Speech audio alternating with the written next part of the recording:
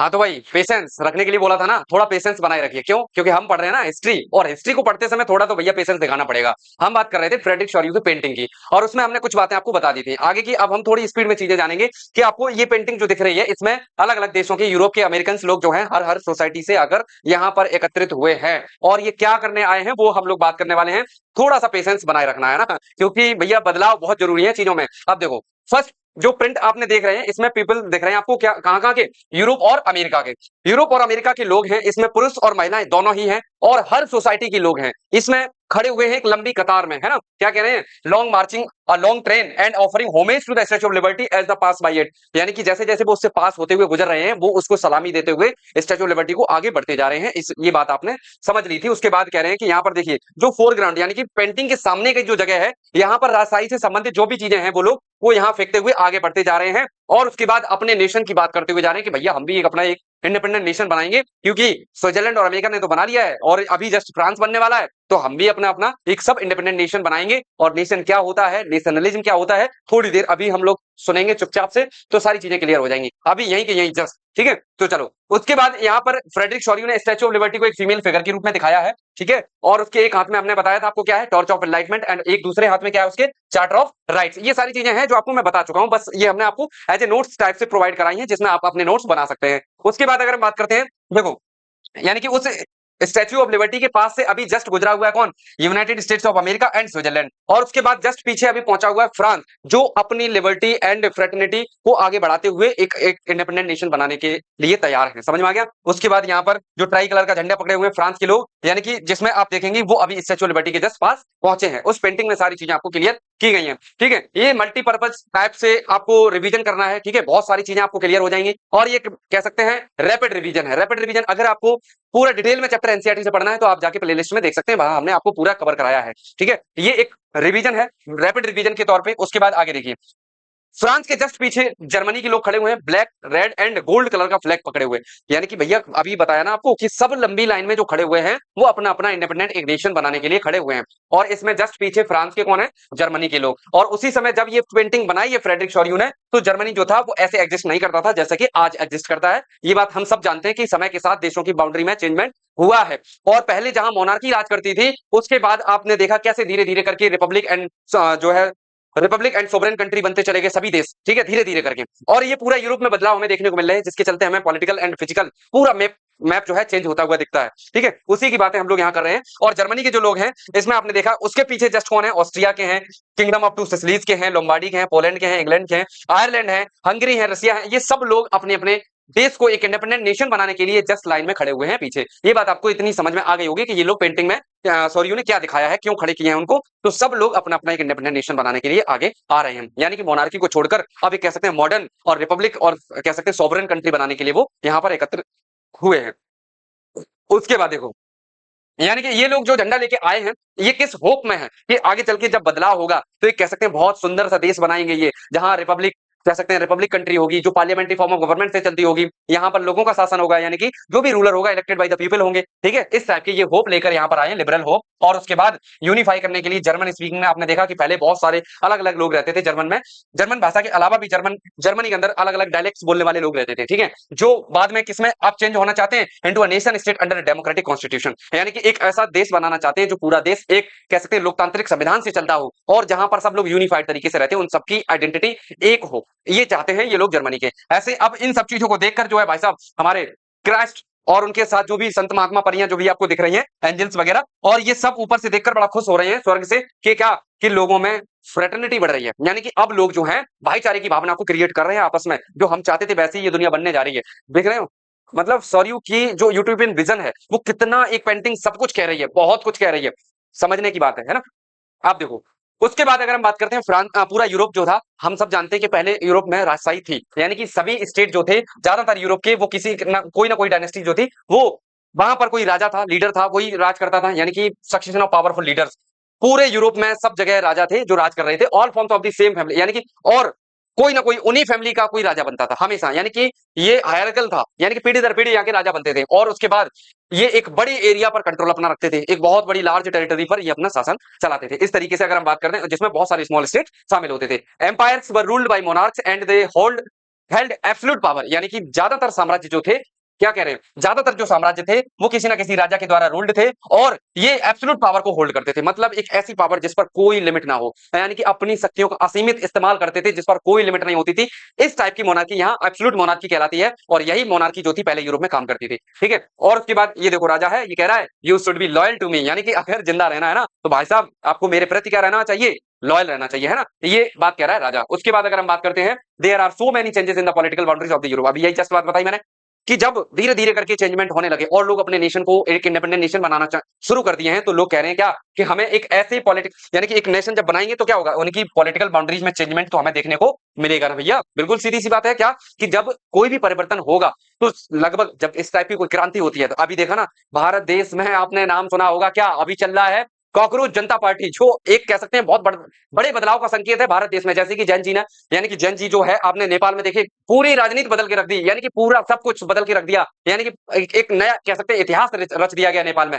कुछ सेम ऐसा ही होने जा रहा है इंडिया में। कॉकरोच जनता पार्टी जो आपने देखा 2 दिन पहले 3 दिन पहले बनी, आज लगभग 16 मिलियन लोग उसको फॉलो कर रहे हैं। भाई साहब इसका मतलब भारत देश में इतनी बड़ी बेरोजगारी, जो अभी हमारे सीजीआई ने एक वक्तव्य बोला था जिसमें भारत के युवाओं को कॉकरोच की संज्ञा दी थी कि कॉकरोच हैं, ये पैरासाइट्स हैं, जो कहीं भी जाकर हमला करने लगते हैं भाई, सोशल मीडिया हैंडल्स यानी कि यूट्यूब से इंस्टा वगैरह, और उसके बाद आरटीआई वगैरह डाल डाल के ये जो है यानी कि हम लोगों को परेशान करते हैं, ऐसा कहना था हमारे सीजीआई का। कह सकते हैं भारत देश का, सोचो ये कौन कह रहा है, चीफ जस्टिस ऑफ इंडिया, बहुत बड़ी बात है। इसी के चलते देश में एक व्यक्ति है, उन्होंने बनाई है कॉकरोच जनता पार्टी, क्योंकि कॉकरोच का नाम दिया था यहाँ के युवाओं को, तो उन्होंने इसी नाम से पार्टी बना दी। और उसके बाद देखो कितनी बड़ी कह सकते हैं बदलाव के संकेत नजर आ रहे हैं भारत में। इधर हमारे प्रधानमंत्री जी अपनी मेलोडी के साथ मेलोडी खा रहे हैं, और हम देश के लोग जो है देख रहे हैं क्या, मतलब देश में एक कह सकते हैं एनर्जी क्राइसिस आया हुआ है तब और हमारे देश का प्रधानमंत्री भाई साहब बताइए क्या, मतलब किस लेवल का आदमी है कि जाकर इंग्लैंड में, यूरोप में और वहां पर इटली में मेलोनी के साथ भाई साहब ऐसे फोटो शूट चल रहा है कि जैसे मतलब इनकी,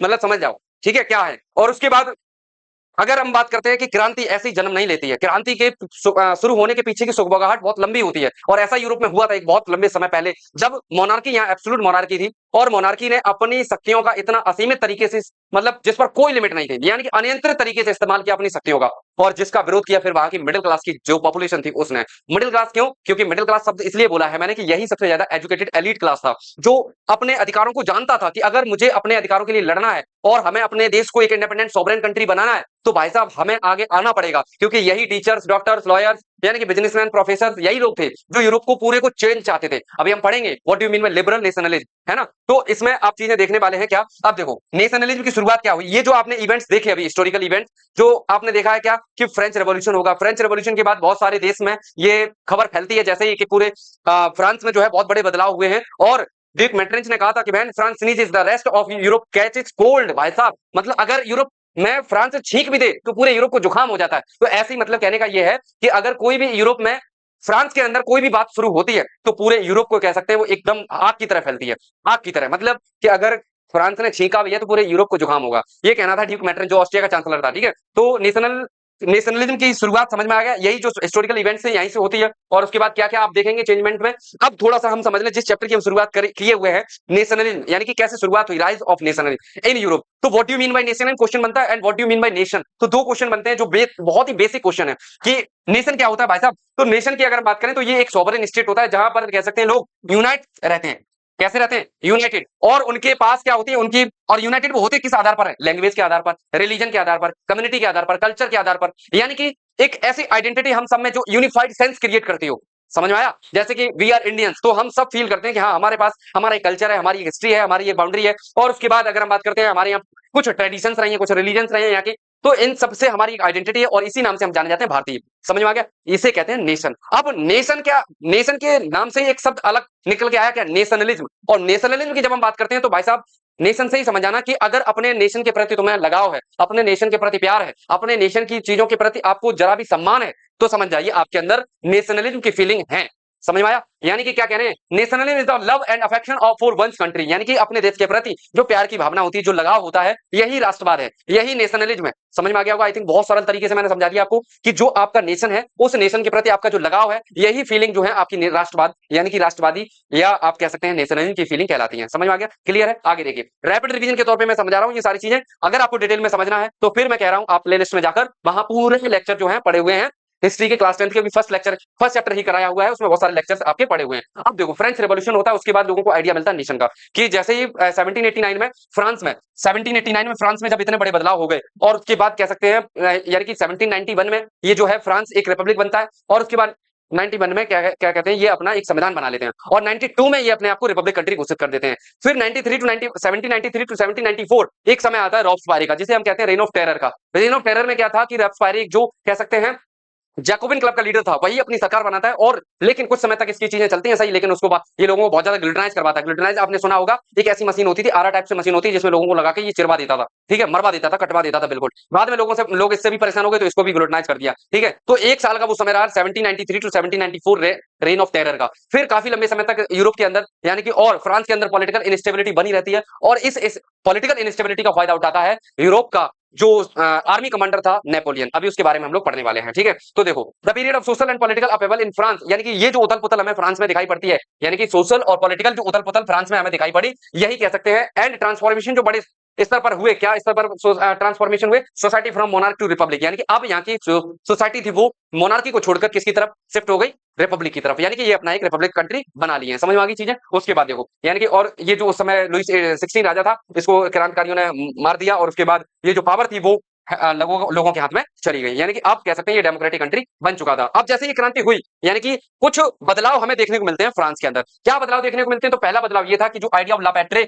एंड द लिसिटियन ये लेके आए लोग, यानी कि एक शब्द में बोले कि the power transfer from monarch to citizen. एक लाइन में समझ आइए कि जो पावर थी वो ट्रांसफर हुई राजा से लोगों के हाथ में, जनता के हाथ में, यानी कि द फादरलैंड का मतलब है राजा, और लिसिटियन का मतलब फ्रांस की जनता, यानी कि the transfer of power from monarch to citizen. एक पहला पॉइंट ये बदलाव हुआ, यानी कि पावर जो थी वो ट्रांसफर हो गई राजा से जनता के हाथ में। दूसरा क्या, यानी कि इन्होंने दूसरा क्या चेंजमेंट किया, एक ट्राई कलर का जो रेड ब्लू और व्हाइट कलर का जो झंडा था, इसको सेलेक्ट किया इन्होंने अपना एक नेशनल फ्लैग के रूप में इसको। और उसके बाद यानी कि जो स्टेट जनरल हुआ करते थे, तीनों स्टेट के जो जनरल थे, first state, second state, third state, नाम सुने होंगे ना, इन तीनों स्टेट के एक एक इनका जो जनरल होता था, स्टेट जनरल जिसे बोलते थे, और इसका नाम बदलकर अब कर दिया गया नेशनल असेंबली। उसके बाद ये नेशनल असेंबली जो थी वो चुनी जाती थी एक्टिव सिटीजन्स के द्वारा। अब एक्टिव सिटीजन कौन होते हैं अभी आगे मैं बताऊंगा आपको, ठीक है। और उसके बाद नए नए भजन गाए गए, नई नई शपथ ली गई, ठीक है, और लोगों को श्रद्धांजलि दी गई नेशन के नाम पर, कि जिन्होंने जान गंवाई है नेशन को इंडिपेंडेंट बनाने में, उनको श्रद्धांजलि दी गई। बहुत सारे बदलाव किए गए, और उसके बाद कह सकते हैं सेंट्रलाइज एडमिनिस्ट्रेशन सिस्टम लाया गया, यानी कि कह सकते हैं केंद्र सरकार टाइप की एक सरकार बनाई गई। और उसके बाद जो कह सकते हैं इंटरनल कस्टम्स ड्यूटीज वर अबॉलिश्ड, यानी कि उसके बाद इन्होंने बहुत सारे कस्टम ड्यूटी लगा रखी थी राजा ने, वो सारी कस्टम ड्यूटी हटा दी गई। उसके बाद अगर हम बात करते हैं क्या अगला चेंजमेंट हुआ, यानी कि थर्ड, फोर्थ और फिफ्थ और सिक्स, यानी कि सिक्स चेंजमेंट क्या हुआ कि रीजनल डायलेक्ट जितने भी थे उनको हटाकर फ्रेंच भाषा जो थी इसको कॉमन लैंग्वेज बना दिया गया। ये सब बदलाव हुए हैं फ्रांस के अंदर। समझ में आ गया क्या, कि जो फादरलैंड यानी कि ला पैट्रियट टू ले सिटीजन, यानी कि power transfer from monarch to citizen. उसके बाद अगर हम बात करते हैं tricolour flag was chosen and, और उसके बाद स्टेट जनरल का नाम बदलकर नेशनल असेंबली कर दिया गया, जो एक कह सकते हैं एक्टिव सिटीजन के द्वारा चुनी जाती थी। New हाइमन्स were compose and oath were taken, martyrs जो भी थे उनको कमेमोरेट किया गया in the name of nation के नाम पर। उसके बाद सेंट्रलाइज एडमिनिस्ट्रेटिव सिस्टम लाया गया। उसके बाद कह सकते हैं रीजनल डायलेक्ट्स को डिस्करेज कर फ्रेंच जो थी उसको एक कॉमन लैंग्वेज बना दिया गया। ये सब बदलाव आपको देखने को मिलते हैं फ्रांस के अंदर। समझ में आया। उसके बाद अगर हम बात करते हैं न्यूज, ये जैसे ही पूरे फ्रांस से निकलकर और शहरों में पहुंची, यूरोप के अन्य शहरों में पहुंची, तो स्टूडेंट्स और other member of educated middle class begin setting up Jacobin club, यानी कि दूसरे देशों में भी जैकोबिन क्लब की तरह ही कई सारे क्लब्स बनाए जाने लगे, कि जैसे ही उनको पता चला कि भैया फ्रांस वालों ने तो क्रांति करके अपना एक इंडिपेंडेंट नेशन बना लिया है, और उनको उस नेशन को बनाने में जो जैकोबिन क्लब था उसकी बहुत बड़ी भूमिका रही है। तो ऐसे ही फिर अन्य शहर जो थे यूरोप के, उन्होंने भी जैकोबिन क्लब जो है बनाए जाने लगे, ठीक है। उसके बाद इनकी जो एक्टिविटीज थी और जो इनके कैंपेन थे, प्रिपेयर्ड अ वे, यानी कि फ्रेंच आर्मी के साथ, यानी कि उनको तैयार किया गया, और ये फिर निकल लेते हैं कहां, Holland, Belgium, Switzerland and many of Italy in 1790s, यानी कि 1790 के करीब तक ये पूरे फ्रेंच आर्मी जो थी पूरे यूरोप में फैल जाती है। और कह सकते हैं जो इन्होंने अपने यहाँ चेंजमेंट किए थे वही चेंजमेंट ये पूरे फ्रांस में, पूरे यूरोप में करना चाहते थे, ठीक है। और with outbreak of revolutionary Wars, और फिर यहीं से कह सकते हैं क्रांतिकारी युद्ध चलते हैं काफी लंबे समय तक, और French army begin to carry the idea of nationalism abroad, यानी कि यहीं से फ्रेंच आर्मी जो थी वो नेशनलिज्म का आइडिया लेकर पूरे यूरोप में इधर उधर क्रांति करते हुए आगे बढ़े। और उसके बाद शुरुआत में तो इनको बहुत ज्यादा मतलब कह सकते हैं लिबरेटर माना गया, यानी कि पूरे यूरोप में फ्रेंच आर्मी को लिबरेटर माना गया। चलो आगे देखते हैं क्या। बीच में एक समय आता है नेपोलियन का। नेपोलियन एक बहुत अच्छा आदमी था, लेकिन थोड़ा सा गलत हो गया। इसके साथ क्या हुआ देखो, ये फायदा उठाता है 1799 में। 1799 में ये कमांडर इन चीफ बनता है, यानी कि कह सकते हैं सुप्रीम कमांडर बन जाता है ये फ्रेंच आर्मी का। उसके बाद समय आता है 1804 का, और ये अपने आप को राजा घोषित कर देता भाई साहब। फ्रांस के लोगों ने जो चेंजमेंट किए थे कि मोनार्की को खत्म करके रिपब्लिक कंट्री बनाया था, इसने आकर वो चीजें फिर से शुरू कर दी। लेकिन अंतर था क्या, एब्सोल्यूट मोनार्की इसने रिस्टोर नहीं करी, इसने एक मॉडर्न टाइप की मोनार्की को रिस्टोर किया फ्रांस के अंदर, और इसने बहुत सारे बदलाव किए, और इसने कह सकते हैं 1804 में यानी कि अपने आप को राजा माना, और यानी कि उसके बाद इसने, इसका उद्देश्य केवल क्या था, कन्क्वायर करना पूरे यूरोप को। और उसने क्या किया, ही स्टार्टेड डिस्पोजिंग डायनेस्टीज, यानी कि जो एब्सोल्यूट मोनार्की थी, जो एब्सोल्यूट डायनेस्टी पहले राज कर रही थी, उनको हटाना शुरू किया, and creating kingdoms where he placed member of his family. और इसने उस टाइप के साम्राज्य क्रिएट किए जहां मतलब कह सकते हैं थोड़े से मॉडर्न टाइप के थे, और ये वहां पर जो भी क्षेत्र जीतता था यूरोप का, उस क्षेत्र में कोई अपने फैमिली का ही मेंबर रख देता था, ठीक है, अपने फैमिली का मेंबर रख देता था। उसके बाद एडमिनिस्ट्रेटिव पर्पस फील्ड में भी इसने बहुत सारी चीजें चेंजमेंट करी, क्या कि देखो, order to make the whole system more rational and efficient, यानी कि पूरे तंत्र को, पूरे सिस्टम को ये ज्यादा इफेक्टिव एंड प्रभावशाली बनाना चाहता था। समझ में आ गया। उसके बाद देखो, इन्होंने बहुत इंपॉर्टेंट, नेपोलियन ने कोड दिया, यानी कि एक अपना कह सकते हैं प्रस्ताव दिए, बहुत सारे नेपोलियन ने बहुत सारे कह सकते हैं चेंजमेंट करने का प्रस्ताव दिए,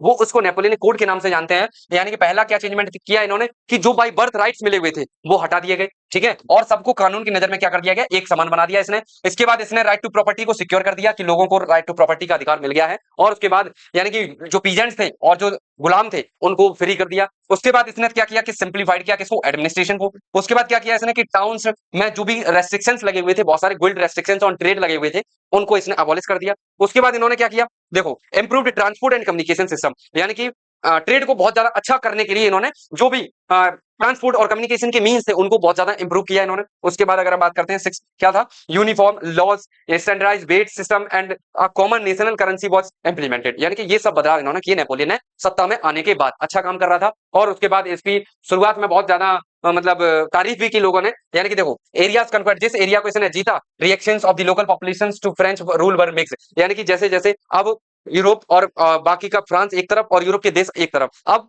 फ्रांस से राजा है कौन, नेपोलियन। अब नेपोलियन जहां जहां जाता वो अपने टाइप की चीजों को वहां की लोकल टाइप की चीजों में मिक्स कर देता, यानी कि अपने एक जो भी इसने सिस्टम को मोर एफिशिएंट एंड रेशनल बनाने के लिए जो भी चेंजमेंट किए हैं, वो सारे चेंजमेंट दूसरे जगह पर जाकर इंप्लीमेंट करता। और उसके चलते शुरुआत में तो कई जगह पर इसको मतलब Holland, Switzerland as well as in certain cities be like Brussels, Mainz, Milan, Warsaw, French army were welcomed as the indicator of liberty, यानी कि शुरुआत में तो इनका बहुत अच्छे से स्वागत किया गया कि भाई साहब ये स्वतंत्रता के अग्रदूत है, पूरी दुनिया में स्वतंत्रता को आगे बढ़ा रहे हैं, यानी कि लोगों को स्वतंत्र करा रहे हैं, इस चीज को देखते हुए लोगों ने। लेकिन बाद में ये चीजें जो थी वो धीरे धीरे कसके करके किस में बदल गई, हॉस्टिलिटी में।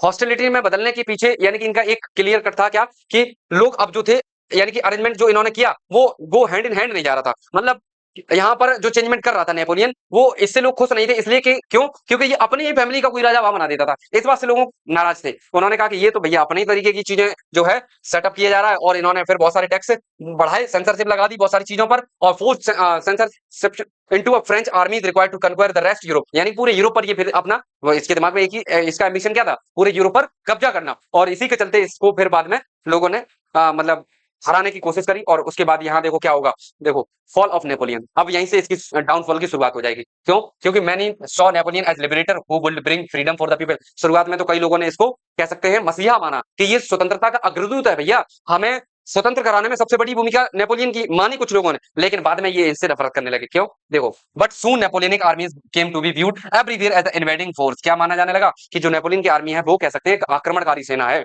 वो आक्रमण करके लूट के अपने तरीके के कोई राजा स्टैब्लिश कर देते हैं यहाँ पर, ये बहुत गलत है। इससे बढ़िया तो चीजें जो है वो रिपब्लिक होनी चाहिए, ठीक है। और उसके बाद 10 other nations joined hands in hand defeated Napoleon in the battle of Waterloo in 1815। और उसके बाद कह सकते हैं 4 देशों ने मिलकर, Austria, Britain, Russia, Austria, Prussia, यानी कि इन 4 देशों ने मिलकर नेपोलियन को हरा दिया। और उसके बाद ये वाटरलू की लड़ाई में हराया, 1815 में हराया।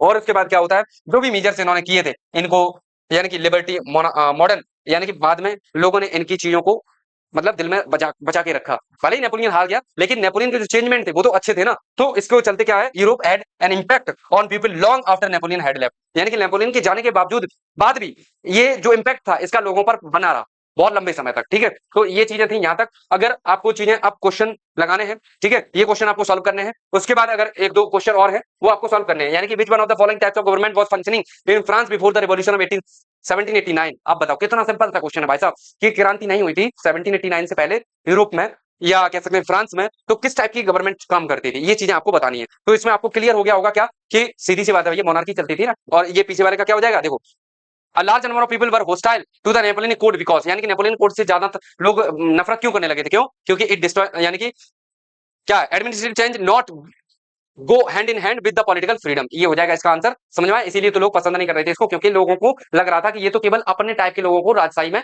बिठा रहा है। ठीक है, ये इनके अंदर कह सकते हैं चीजें थी। अब उसके बाद aristocracy and the middle class, ये आपको अगले लेक्चर में चीजें कवर कराएंगे। वीडियो को लास्ट तक देखा करो, अगर आप बीच में छोड़ के चले जाएंगे क्लियर नहीं होंगी। ठीक है, ये रैपिड रिवीजन है, इसको मल्टीपल टाइम आप देख सकते हैं। आपके लिए ये सारी चीजें, ये जो मेहनत कर रहा हूं आपके लिए कर रहा हूं, क्योंकि अगर आप कहीं से भी हिस्ट्री में मात खाते हैं तो यहां से वीडियो देखकर आपका पूरा कंटेंट पूरा आपका अच्छे से कवर करा रहा हूं मैं, इसीलिए। ठीक है, वीडियो को ज्यादा से ज्यादा शेयर करना है अपने दोस्तों को, भाइयों को, बहनों को, जो भी आपके जो 10th क्लास में पढ़ने जा रहे हैं, या कोई भी जो कह सकते हैं कंपटीशन की तैयारी करता है, जिसको वर्ल्ड हिस्ट्री पढ़नी है, वो भी ये आराम से देख सकता है, उसको भी आप शेयर कर सकते हैं। ठीक है, और उसके बाद आगे की चीजें मैं आपको अगले लेक्चर में कवर कराऊंगा। ठीक है, तब तक के लिए ये पढ़ते रहिए, बढ़ते रहिए, मस्त रहिए, खुश रहिए। Thank you, best of luck.